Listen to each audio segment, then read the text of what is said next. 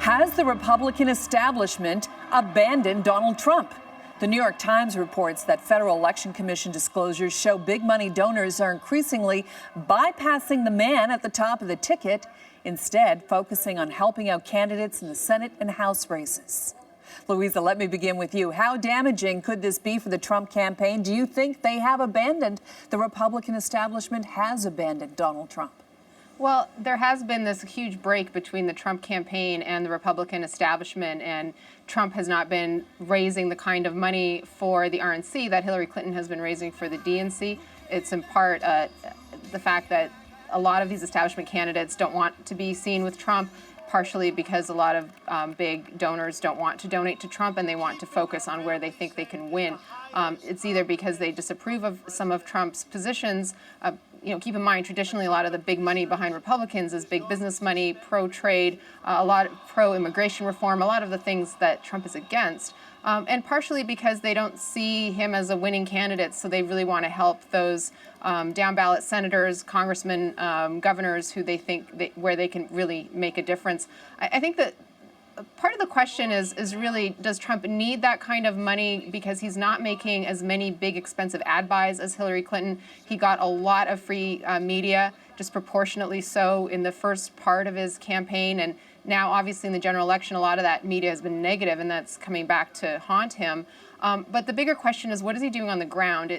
Does he have enough money to have an effective get-out-the-vote operation? And most of the reporting that I've seen suggests that he is not as organized and doesn't have as many people on the ground getting his voters registered into the polls as Hillary Clinton does. And I think that could make a big difference. Gosh, well, let me do a what-if question with you, Paul. What if he wins? What happens then? What do these big party people do then? Boy, what a question that is. I mean, there's no question that a lot of the big Republican donors have turned their backs on him. They have written him off. If he were to win, I think they would obviously have egg on their face, and they would have to find a way to work with him. And that extends also, by the way, to these congressional leaders who have been very quiet about Trump. Paul Ryan, for example, Speaker of the House, second in line for the presidency after the vice president, has not rescinded his endorsement of Trump, but he hasn't exactly campaigned for him. And Mitch McConnell, the Senate Majority Leader, has been almost completely silent during this campaign. They would have to find a way to work with Trump. All this depends, of course, on who controls the Senate, which is up for grabs. Chuck Schumer, if the Democrats win, probably would be the Senate Majority Leader. But Trump would then come in with kind of a big I told you so kind of a grin on his face. And he, knowing who he is and his ego and everything, would probably expect these folks to come to him. I'm not quite sure he understands that there's a thing here called separation of powers and checks and balances, where he would be equal to leaders of the legislative branch, and they would have to work together. I'm not quite so sure he would see it that way, but boy, that what a delicious question that would be. Yeah, Louisa, what do you think? If Trump won, I mean, it would be a complete reordering of what we understand to be the Republican Party.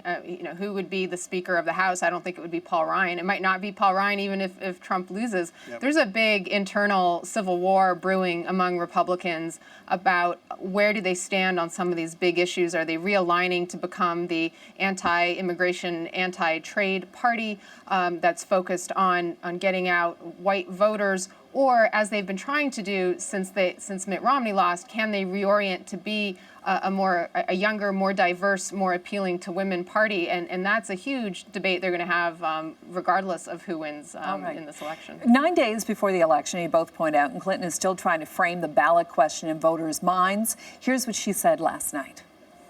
We can't let this election in the last 10 days be about the noise and the distractions. It's got to be about what kind of country we want for ourselves, our children, and our grandchildren. And who can help take us there as your president?